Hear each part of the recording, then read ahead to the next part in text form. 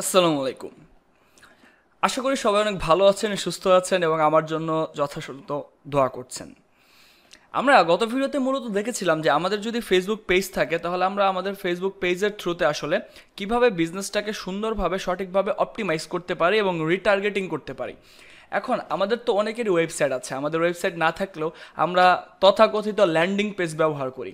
আসলেই কি এটা ল্যান্ডিং পেজ না এটা সেলস পেজ, বা এটা কীভাবে অপটিমাইজ করতে হয় এবং ওয়েবসাইট, ল্যান্ডিং পেজ, সেলস পেজের মধ্যে পার্থক্য কী, আমরা সকল কিছু নিয়ে আলাদা একটা ডিসকাশনমূলক ক্লাসই আছে, সেখানে আমরা এই ব্যাপারে কথা বলবো। তবে আজকে মূলত দেখাই যে আমাদের ল্যান্ডিং পেজ বা আমাদের যদি ওয়েবসাইট থাকে তাহলে আসলে আমাদের ওয়েবসাইটের জন্য রিটার্গেটিংটা কীভাবে করতে হয়। আপনারা তো বুঝতে পারলেন যে ফানেলের আমাদের যদি একটা ভিডিও থাকে, ভিডিওতে আমরা অ্যাওয়ার্ড করব, তারপরে 50% যারা দেখলো বা 75% যারা দেখলো তাদেরকে আমরা বারবার অ্যাড দেখাবো। এখন আমাদের অন দ্য আদার হ্যান্ড যদি একটা ওয়েবসাইট থাকে তাহলে আসলে কি করতে হবে, দেখেন প্রক্রিয়া কি। আপনি ফেসবুক অ্যাডের মাধ্যমে আপনার এই ওয়েবসাইটে একজন মানুষকে নিয়ে আসলেন। একজন মানুষকে নিয়ে আসার পর মানুষের এই ঘড়িটা পছন্দ হলো, সেই ঘড়িটাতে ক্লিক করলো। কত দ্রুত লোড হলো। তো ক্লিক করবে, ক্লিক করার পর সে কী করবে, সে হয়তো বা একটু ডিসকাশন পড়বে, একটু দেখবে কি হলো। এটাকে মূলত বলা হয় কন্টেন্ট ভিউ। তারপর তার যদি ভালো লাগে, তার যদি মনে হয় যে আচ্ছা আমি এই প্রোডাক্টটা কিনতে চাই, সে অ্যাড টু কার্ডে ক্লিক করলো। অ্যাড টু কার্ডে ক্লিক করার পরে সেখানে তার বিলিং ডিটেলস, তার সম্পূর্ণ ঠিকানা এবং 11 ডিজিটের মোবাইল নাম্বার দিয়ে সে প্লেস অর্ডার করতে চাইলো। এটাকে মূলত একটা ইনিশিয়েট চেক আউট পেজ বলা হয়। প্রথম তো হচ্ছে কন্টেন্ট ভিউ, তারপর হচ্ছে অ্যাড টু কার্ড, তারপর হচ্ছে ইনিশিয়েট চেক আউট, এবং তারপর যদি সে এই নাম ঠিকানা সব কিছু দিয়ে প্লেস অর্ডারে ক্লিক করে তাহলে এই জিনিসটা হয়ে যাবে মূলত পারচেস। এখন সেম জিনিসটা আসলে কিভাবে কাজ করে, আমরা যদি আমাদের স্লাইড ওপেন করি, স্লাইড ওপেন করলে দেখতে পাচ্ছেন প্রথমে আপনি ফেসবুকে থ্রুতে একটা অ্যাড দেখাচ্ছেন। অ্যাডের মাধ্যমে আপনার যে ট্রাফিক, আপনার ট্রাফিককে আপনি আপনার ল্যান্ডিং পেজ বা ওয়েবসাইট বা সেলস পেজ যে কোনো জায়গায় ট্রান্সফার করলেন। এখন ট্রান্সফার করলেন, আপনি দেখতে পাচ্ছেন কত মানুষকে, 1000 মানুষকে। এখন আপনার এই 1000 মানুষই কি আপনার প্রোডাক্টটা কিনে ফেলবে? কখনো কি এমন হয়? কখনো এমন হয় না। তাহলে আমরা একটা হাইপোথেটিক্যাল রেশিও দেখি। রেশিও যে সবসময় এমন এটাই না, আপনার এই অ্যাড এবং আপনার ওয়েবসাইটের উপর ডিপেন্ড করে এই রেশিওটা আপস অ্যান্ড ডাউন করে। তো আসার পর প্রথমে কি 1000 মানুষই ধরেন ভিউ কন্টেন্ট হলো, 1000 মানুষই আপনার কন্টেন্টটাকে ভিউ করলো, আমরা যে জিনিসটাকে ভিউ ধরছিলাম ভিউ করলো। তার মধ্যে আমরা ধরলাম 700 মানুষ অ্যাড টু কার্ট করলো, যদিও এটার সংখ্যা আসলে অনেক কম হয়। 700 মানুষের মনে হচ্ছে যে ওকে প্রাইস ঠিক আছে, সব কিছু ঠিক আছে, সে এখন এই প্রোডাক্টটা কিনবে। যে এই কন্টেন্টটা দেখলো এবং সব কিছু পড়লো, তার মনে হচ্ছে ওকে এভরিথিং গুড, আমি এই প্রোডাক্টটা কিনতে চাই। সে অ্যাড টু কার্ডে ক্লিক করলো, এটাকে মূলত বলা হচ্ছে অ্যাড টু কার্ড। এখন অ্যাড টু কার্ডে ক্লিক করার পর সে তো একটা পেজে যায়, যে পেজটাকে আমরা ইনিশিয়েট চেকআউট পেজ বলছি, বা ইনিশিয়েট চেকআউট মানে হচ্ছে চেকআউট করার আগের স্টেজ, মানে সে চেকআউট করবে, সে চেকআউটটা করতে চায়।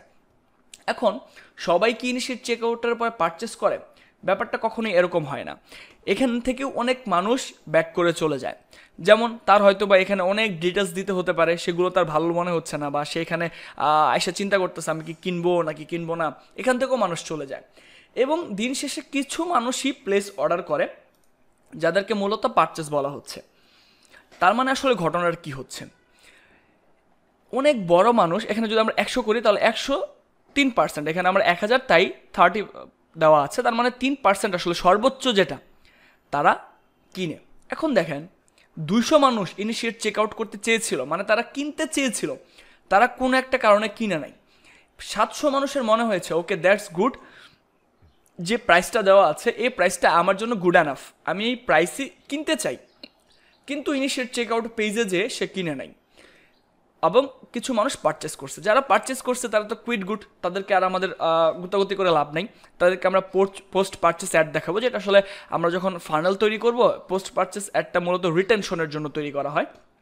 তো এখন আমরা কি করি, এই জিনিসটা আমাদের ক্লিয়ার থাকে, আমরা এই যে অ্যাডটা দিলাম এই অ্যাডটা বারবার এদেরকে রিটার্গেট করতে থাকি। এখন আপনি একটু সিম্পলি একটা জিনিস চিন্তা করেন, এই অ্যাডটা আপনি দেখালেন, বারবার তো এই সেম ওয়েবসাইটে আপনি নিয়ে আসেন। এখন সেম ওয়েবসাইটে নিয়ে আসার পর আপনি কোনোভাবেই এই পারচেস রেশিওটা বাড়াতে পারছেন না। এখানে ঘটনা কয়েক জায়গায় ঘটে। আমরা ওয়েবসাইট কীভাবে অপটিমাইজ করতে হয় সেটা তো দেখব, বাট আমরা অ্যাড কীভাবে অপটিমাইজ করতে পারি সেটা দেখি। আমাদের এই অ্যাডটা, যে অ্যাডটা চলছিল, এই অ্যাডটার থ্রুতে মানুষ ভিউ কন্টেন্ট হচ্ছিল, ওকে ভিউ কন্টেন্ট হচ্ছিল। এখন ভিউ কন্টেন্ট হওয়ার পর একটা রেশিও তো অটোমেটিকলি পারচেস করে ফেলে, কিন্তু যারা পারচেস করে না তাদেরকেও আমরা কি করি, এই সেম অ্যাডই দেখানো শুরু করি। সেম অ্যাড দেখায় তো লাভ নাই, তাদের যদি পারচেস করার দরকার থাকতো বা তারা যদি পারচেস করে ফেলতো তাহলে প্রথম চান্সেই করতো। যেহেতু তারা করতেছে না, তাহলে তাদের জন্য অ্যাডগুলো ভিন্ন হতে হবে। যারা ভিউ কন্টেন্ট করছে তাদের জন্য এক ধরনের অ্যাড হবে, যারা অ্যাড টু কার্ট করছে তাদের জন্য এক ধরনের অ্যাড হবে, যারা ইনিশিয়েট চেক আউট করছে তাদের জন্য অ্যাড হবে। আলাদা আলাদা অ্যাড হলে কি হবে, এই অ্যাডটা তো এখানে চলছে, যারা অ্যাড টু কার্ট করছে তাদেরকে আপনি আবার অ্যাড দেখাতে হবে, এতে অ্যাড টু কার্ট 700 থাকবে। দেখেন এখানে অ্যাড টু কার্ট কিন্তু 700। যে মানুষগুলো অ্যাড টু কার্ট করছে তাদেরকে আমরা আবার অ্যাড দেখাবো। অ্যাড দেখানোর ফলে অনেক মানুষ, এখানে 200 মানুষ ইনিশিয়েট চেক আউটে ছিল, এখানে 500 মানুষ ইনিশিয়েট চেক আউটে আসছে এই নতুন প্লেসমেন্টে এই অ্যাডটা দেখানোর জন্য। এবং আমরা যখন যারা ইনিশিয়েট চেক আউটে আসবে, এই ইনিশিয়েট চেক আউটে যেহেতু মেম্বার বেড়েছে, এখানে ছিল 200 এখন হয়েছে 500, তাই আমরা এই ইনিশিয়েট চেক আউটের জন্য আলাদা একটা অ্যাড ডিজাইন করব এবং তাদেরকে এই অ্যাডটা বারবার দেখাবো। এতে যা হবে, এখানে পারচেস রেশিওটা বাড়বে। আমার নতুন আর অডিয়েন্সের কাছে যাওয়ার দরকার নেই। আমি যে 1000 মানুষকে আমার এই অ্যাডের থ্রুতে ভিউ কন্টেন্ট করিয়েছিলাম, প্রথমবার সেল হয়েছিল 30টা। তারপরে আমি 2টা প্লেসে 2টা নতুন অ্যাড সেট করার জন্য রিটার্গেটিংয়ের থ্রুতে আমার সেই পারচেসই বেড়ে গেছে 100। তার মানে 10% কনভার্ট রেশিও। আপনার অ্যাড যদি ভালো হয়, আপনার এই সকল কিছু যদি আরও সুন্দর থাকে, তাহলে আপনার এই পারচেস রেশিও আরও বেশি বাড়তে পারে। প্রথম যে ফানেল, আমরা যে ফানেলটা তৈরি করেছিলাম, ফানেলের প্রথম দিকে ছিল টফু, মফু, বফু। টফু হচ্ছে অ্যাওয়ারনেস, এই অ্যাওয়ারনেস করেই তো আপনি ভিউ কন্টেন্টগুলো করাচ্ছিলেন। তারপরে হচ্ছে কনসিডারেশন, মানে এখানে আপনি রিভিউ দেখাচ্ছিলেন, বিভিন্ন বিষয়বস্তু দেখাচ্ছিলেন, প্রোডাক্টসের বেনিফিট দেখাচ্ছিলেন, এবং দেখানোর পরে সে অ্যাড টু কার্টে এই জিনিসগুলো দেখাচ্ছেন। তারা ইনিশিয়েট চেক আউটে আসছে। ইনিশিয়েট চেক আউট আপনি বলছেন আপনি কিন্তু চেক আউট করতে চেয়েছিলেন, এখন যদি আপনি না কিনেন এই অফারটা আর পাবেন না, তখন মানুষ আসলে পারচেস হয়ে যায়। সো বুঝতে পারছি আমরা ফানেলের ভিউ কন্টেন্টকে এক ধরনের অ্যাড দেখাতে হবে, অ্যাড টু কার্টকে এক ধরনের অ্যাড দেখাতে হবে, ইনিশিয়েট চেক আউটকে এক ধরনের অ্যাড দেখাতে হবে, তাহলেই আসলে আমরা পারচেস রেশিওটা বাড়াতে পারবো। এখন এই জিনিসটা আসলে কিভাবে করে, প্রথমত এটা করার জন্য তো আপনার ওয়েবসাইটে পিক্সেল সেট আপ করতে হবে, যেটা আমাদের এই মুহূর্তে করা নেই। আমরা পিক্সেল সেট আপ করবো, কিন্তু যখন আপনার ওয়েবসাইটে পিক্সেল সেট আপ করা থাকবে তখন আসলে ঘটনাটা কী হবে, আমরা কীভাবে এই অডিয়েন্সটা তৈরি করব। এই অডিয়েন্সটা তৈরি করার জন্য আমাদের এখানে ক্রিয়েট অডিয়েন্সে যেতে হবে, কাস্টম অডিয়েন্সে যেতে হবে, ওয়েবসাইটে যেতে হবে, এবং ওয়েবসাইটটা অ্যাড করার পর আমরা ওই ওয়েবসাইটে যে পিক্সেলটা অ্যাড করা থাকবে সেই পিক্সেলটা এখানে দেখতে পারবো। এবং এখন আমরা ইভেন্টস আসছে, এখন আমরা কী চাই, আমাদের এই ওয়েবসাইটগুলো যারা যারা ভিজিট করেছে সবাইকে নিয়ে কি আমরা একটা কাস্টম অডিয়েন্স তৈরি করতে চাই। আমরা যে জিনিসটা বুঝালাম সেটাই সহজ করার জন্য আমরা চাই যারা আমাদের ভিউ কন্টেন্ট করছে, এখানে সর্বোচ্চ 180 দিন আপনি দিতে পারবেন, আমি 30 দিনই দিচ্ছি, এটা আপনি আপনার প্রয়োজন মতো দিবেন। 180 দিনও সবচেয়ে 80 দিন দেওয়াই ভালো, তবে এটা আসলে ভেরি করে আপনি কী ধরনের অ্যাড প্রমোশন করছেন। সো 30ই থাক।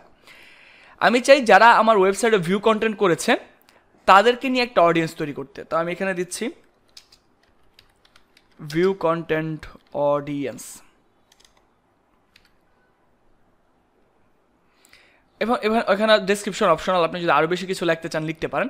আমি জাস্ট চাচ্ছি আমি আবার আপনাদেরকে বোঝাই, আমি চাচ্ছি যারা ভিউ কন্টেন্ট করেছে, আমার এই অ্যাডটা দেখার পর তো 1000 মানুষ ভিউ কন্টেন্ট করেছে, আমি এই 1000 মানুষকে নিয়ে একটা অডিয়েন্স তৈরি করতে চাচ্ছি।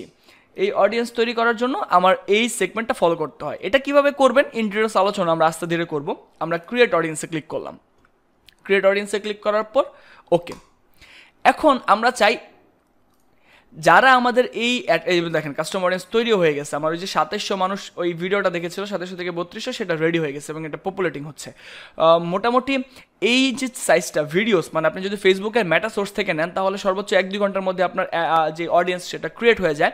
কিন্তু আপনি যদি আপনার সোর্স থেকে দেন, মানে ওয়েবসাইটের সোর্স থেকে দেন, তাহলে 2 থেকে 3 দিন সময় লাগে, এবং এটা অবশ্যই 1000-এর বেশি হতে হবে, না হলে আপনি অ্যাড রান করে ভালো একটা বেনিফিট করতে পারবেন না। এই যে দেখতে পাচ্ছেন বিলো 1000, মানে এখানে অডিয়েন্স সাইজটা অনেক কম, কিন্তু এখানে আবার আরেকটা অডিয়েন্স সাইজ হচ্ছে কিন্তু অনেক বেশি, এখানে একটা অডিয়েন্স সাইজ হচ্ছে অনেক বেশি। এখন আমি অ্যাড ম্যানেজারে যদি যাই, আমি যদি এখান থেকে নতুন একটা অ্যাড রান করতে চাই সেলস ক্যাম্পেইনের জন্য, আমি জাস্ট হাইপোথেটিক্যালভাবে রান করে দেখাচ্ছি অডিয়েন্সটা কোথায় যে আসলে অ্যাড করতে হয়। আমরা যে রিটার্গেটিংটা অডিয়েন্সটা বানাচ্ছি, এই অডিয়েন্সটা কোথায় যে অ্যাড করতে হয়, এই অডিয়েন্সটা যে অ্যাড করতে হয় আপনি এই যে টার্গেট অ্যাড সেট, আপনারা তো অবভিয়াসলি জানেন আমাদের অ্যাড সেটটাই মূলত মেন, এখানে আমাদের অডিয়েন্স টার্গেট দিতে হয়। আগেরবার এসে আমরা কি করতেছিলাম, আগেরবার এসে আমরা যে কাজটা করতেছিলাম এখানে এসে লিখতেছিলাম ডেমোগ্রাফিক্স এবং কি এবং কাদেরকে চাই। এখন আমরা আসবো এই উপরের অপশনে কাস্টম অডিয়েন্স।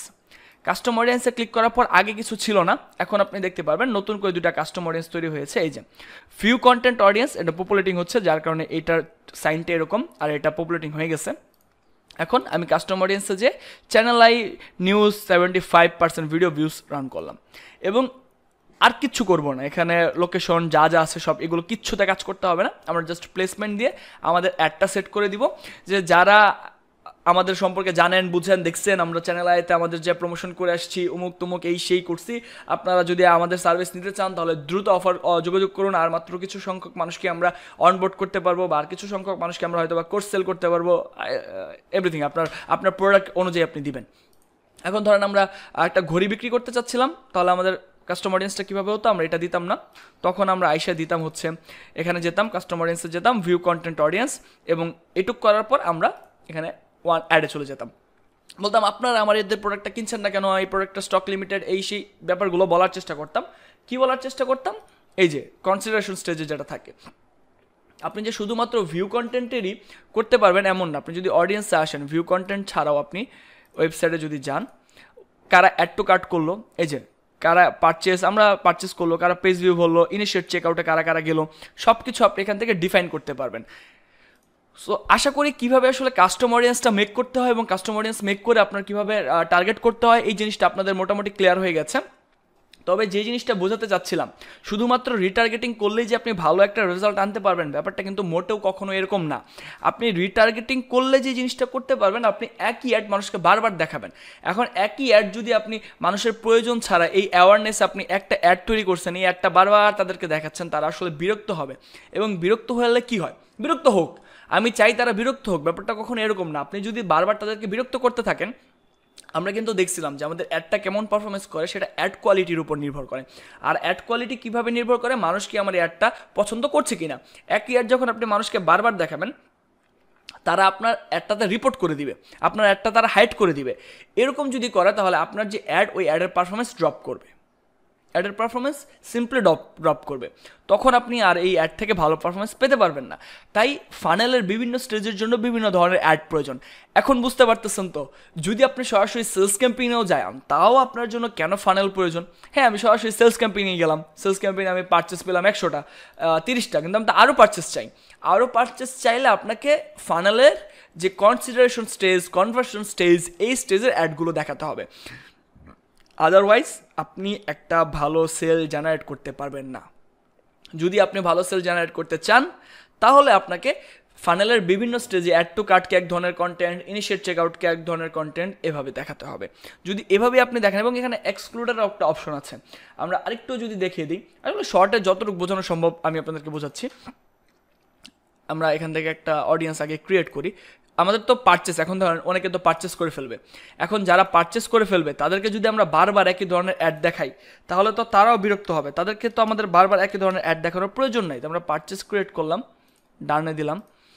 আমরা কি দেখাচ্ছিলাম, যে যারা আমাদের ওয়েবসাইটে ভিউ কন্টেন্ট করছে তাদেরকে এই অ্যাডগুলো বারবার দেখাবে। এখানে এক্সক্লুড অপশন আছে, এক্সক্লুড অপশনে যেয়ে যদি আমি কাস্টম অডিয়েন্স থেকে পারচেসে ক্লিক করেন, তার মানে যেই সূত্রটা এখানে অ্যাপ্লাই হলো, আমার এই অ্যাডটা যারা ভিউ কন্টেন্ট করেছে তাদেরকে দেখাও, কিন্তু যারা পারচেস করেছে তাদেরকে দেখাও না। এখন দেখেন, যারা আপনার ওয়েবসাইটে এসে পারচেস করে, তারা তো প্রথমে ভিউ কন্টেন্ট করেই আসে, তারা তো অ্যাড টু কার্ট করেই আসে, তারা তো ইনিশিয়েট চেক আউট করেই আসে।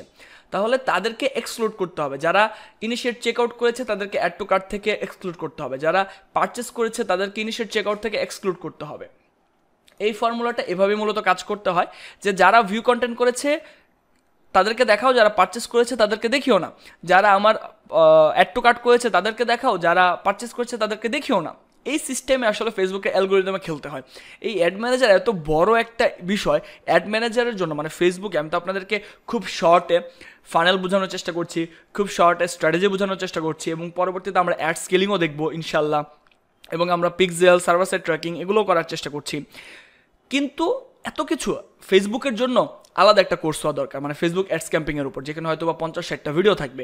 ফানেলের জন্য হয়তো বা 100 ভিডিও তৈরি করা দরকার, কারণ এখানে কন্টেন্ট স্ট্র্যাটেজি, এক এক বিজনেসের জন্য এক এক ধরনের কন্টেন্ট। যে মধু বিক্রি করে তার জন্য এক ধরনের কন্টেন্ট, যে কোর্স বিক্রি করে তার জন্য এক ধরনের কন্টেন্ট, যে এজেন্সি চালায় তার জন্য এক ধরনের কন্টেন্ট, যে ঘড়ি বিক্রি করে তার জন্য এক ধরনের কন্টেন্ট। তো এরকমের বিভিন্ন ধরনের কন্টেন্ট বিভিন্ন স্টেজে হয়। তাই কন্টেন্টের জন্য 100 ভিডিও নিয়ে একটা কোর্স হতে পারে। আমরা যখন ল্যান্ডিং পেজে যাব, ল্যান্ডিং পেজ কীভাবে ডিজাইন করতে হয়, কীভাবে অপটিমাইজ করতে হয়, সেগুলো হয়তো বা 20-25টা ভিডিও নিয়ে একটা কোর্স হতে পারে।